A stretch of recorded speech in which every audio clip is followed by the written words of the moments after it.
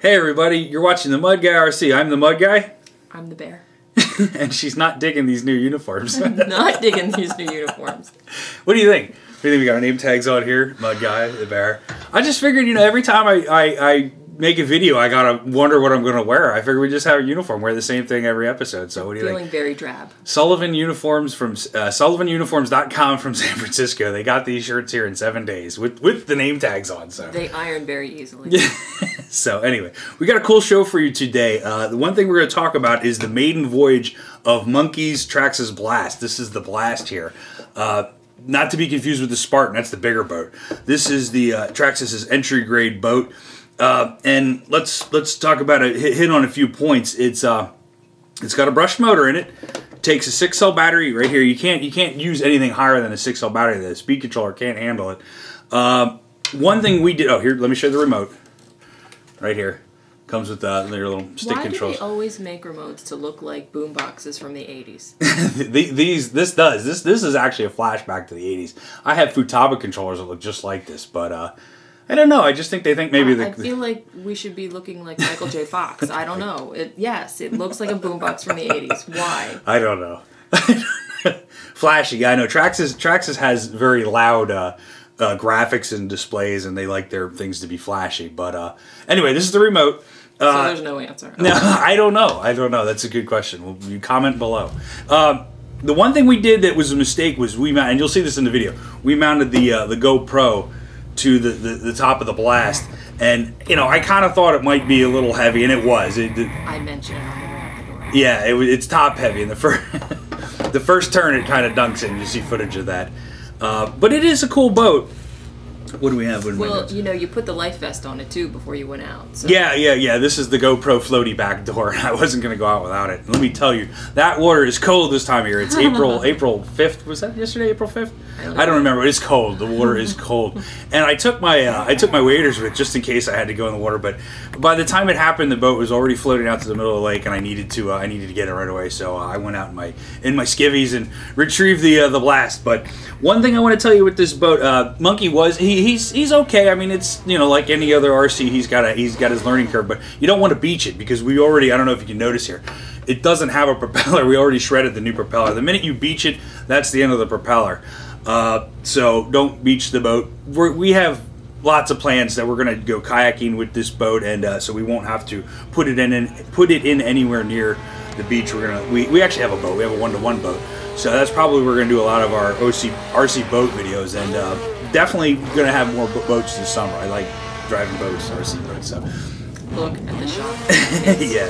So it's not just going to be about cars. We're going to have RC boats too. Maybe a helicopter, but not planes. Planes are scary.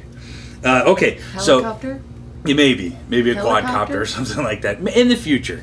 In the future, after our budget kind of, I don't know if you can tell, we have a new studio now. We have new lights, so the YouTube budget has gone through the roof as of late, and the RC car budget. So we're going to take time and maybe do some upgrades. So let's talk about some upgrades. Oh, wait a minute. Do you think you want to tell them about the drain hole first? Oh, well, that's in the instructions. This is a good idea because you really can't get all the water, and it will take on water. This is held down by a rubber band. So you want to drill a little tiny hole up in the front here, and then you just hold it up like this, flip it up, and then all the water drains out. It looks like it's pretty the electronics look like they're pretty waterproof, but there is steel in there, so it will rust. I wouldn't suggest taking this in salt water at all. This is definitely a freshwater boat. But, you know, as you can see in the video, it drove pretty good. So we're happy with it. We just got to replace the propeller, $6. So, okay, let's go on. I had a video that I put out not too long ago about the STN... Sorry, I'll slow down here. I'm getting a little spastic. The SC10, we did some upgrades and some waterproofing to that. So let's get the SC10 here. I want to give you an update on what we did with that. Okay. If you saw my last video, what we worked on was waterproofing, and we swapped out the servo. Now I gotta mention this. The servo we picked, let me get that up here, was the Ace DS 1903 digital servo with plastic gears, and it crapped down on me right away. The gear strip. Let me see if I can't put that up in the now you won't be able to see it on the video, but trust me, it was 2 packs into this new servo and the plastic gear strip, so I can't recommend this anymore. I don't know what applications it would be good for, you know, maybe a boat, something with not a lot of stress, but I didn't bash this that hard. I mean, I do bash this truck pretty hard, but I took it kind of easy. We put the stock servo back in. It's not waterproof. I can make it waterproof. I don't know, but for now, the SE10 project is, you know, everything else worked out good. I got the stock servo back in there. The waterproofing, I haven't really tested it yet, but everything works. We're going to take a break on the SE10 for now. We're going to move on to some of our other cars that need upgrades. What do you think about the SE10? Did you get a chance to check it out? It's fast. I was impressed with your run yesterday that we had out in the yard. That it was pretty fast, and you took it down to the parking lot, and it's really fast. Yeah, it's for a brush motor. It's some, I don't know the name. It's painful. It's painful to listen to you complain about the fact that the servo you bought dipped out so fast. It did, and you know what? I'm gonna stop bashing the stock servo. I think it's a little slow, but it's definitely durable because I've had 20 packs through here so far. No problems with any. I didn't break anything on this truck yet. It's awesome. But the minute I go and replace the stock servo, the A servo craps out on me. So that was $32 waste of money. Hey, you know, you learn from my mistakes so you don't make the same mistakes. I don't know what that servo would be good for because I didn't run it that hard. But anyway, I do bash my trucks, but not, you know, I was taking it easy at first. You only bash your trucks when the kids run into you, honey. Yeah, well, I like to take my trucks on some pretty rough terrain. I do. We haven't jumped real far yet. Maybe I don't know the definition of bashing then. I always assumed bashing was smashing. Running into something. No, bashing is when you test the abilities of your truck. Like if you're jumping really high, if you're just you're bashing it. You're not intentionally trying to break it. But the cool thing about RC is that you're not inside these vehicles. You know, you ride a dirt bike or you drive an off-road truck or a go-kart or anything like that. You're inside the vehicle, so you can only take your excitement so far before you put your life in danger. RC car, you can do whatever the hell you want with it. You can jump it really high. You can flip it 1,000 times, barrel roll it. Bashing is basically you try to push your RC to the limit. You know, you're not intentionally trying to break it, but you're not a pansy either. You're bashing it. I mean, it's not too. I mean, not like the kids. They run directly into each other and they think that's funny. That's not bashing. That's smash up derby. Is it in the genre of bashing? Maybe, but you know, there's basically in RC there's bashing and there's racing. Now, a lot of guys would say that unless you race professionally, you know, with a hobby store on some kind of track with all kinds of, you know, different qualifying laps and an A main event, unless you do that, you're not officially racing. I don't know. I mean, whatever. You can't own a word. I think when if you and I chug a beer, we're racing. You know, if me and my kids run to the end of the block, you know, we're racing. If I'm shooting hoops if I'm shooting hoops with Monkey out in the driveway, we're playing basketball. It's not we're just shooting hoops. We're playing basketball. It doesn't mean we have to, you know, to play basketball, we have to be on the Sixers or something like that. So whatever. You know what I mean? But there's basically 2 categories, racing and bashing is anything but professional style racing where you have heats and you have different events and your cars have to meet certain, you know, standards and stuff like that. The only standard I hold for what we do is that everybody races with a brushed motor. You know, just because that's what the entry-level cars come with. They come with a brushed motor. So I figured to include Neighbor Kid, to include Monkey, to include the Bear, you know, I had to get a brush motor too, so it's fair. You know, it's if you're going to run a whole brushless class, do that. But you know, I don't do official professional racing. But if I'm trying to beat somebody in some competition where time is a factor, it's racing. You know what I mean? So anyway, enough of me rambling. Let's go on to the Blitz. I want to talk about the GoPro video.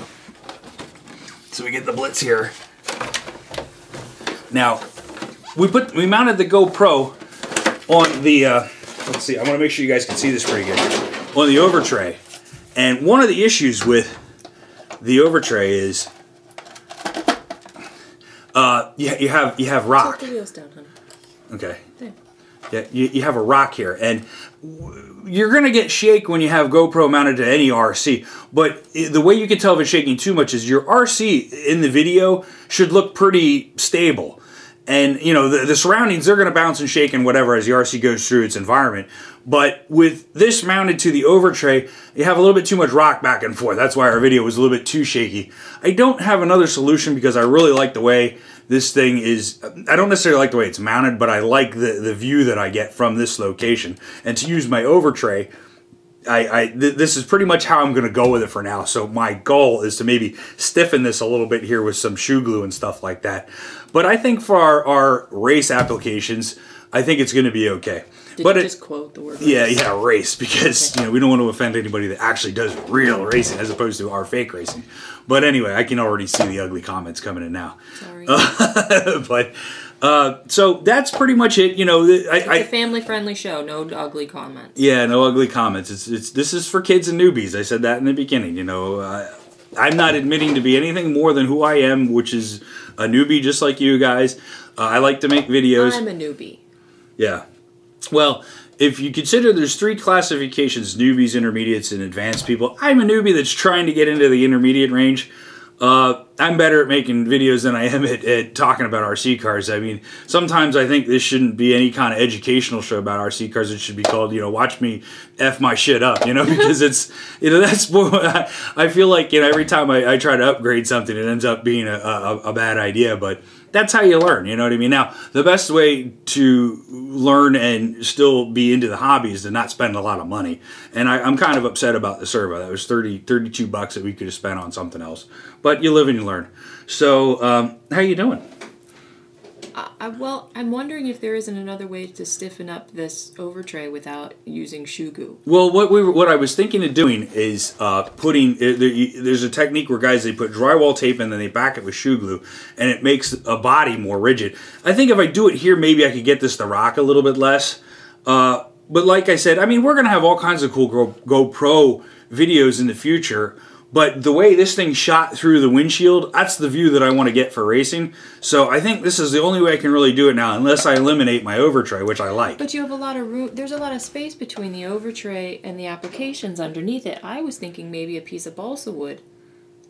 Just to shove it in there, maybe. You know, that's an idea. Because it's light enough, it won't interfere with your the weight classification. To shim it up. That could work too. You know, we've maybe put, like, if you look, there's a distance here between the battery strap, or whatever you want to call that, and where the over tray is, put a block of balsa. I don't usually think about wood when I think about RCs, but I guess it's, you know, no holds barred. You know, remember, the RC hobby is like going to Disney World. You ride the rides that you want to ride. Don't let anybody tell you how to do something. If it makes sense to you, try it. Just don't spend a ton of cash and you'll be okay.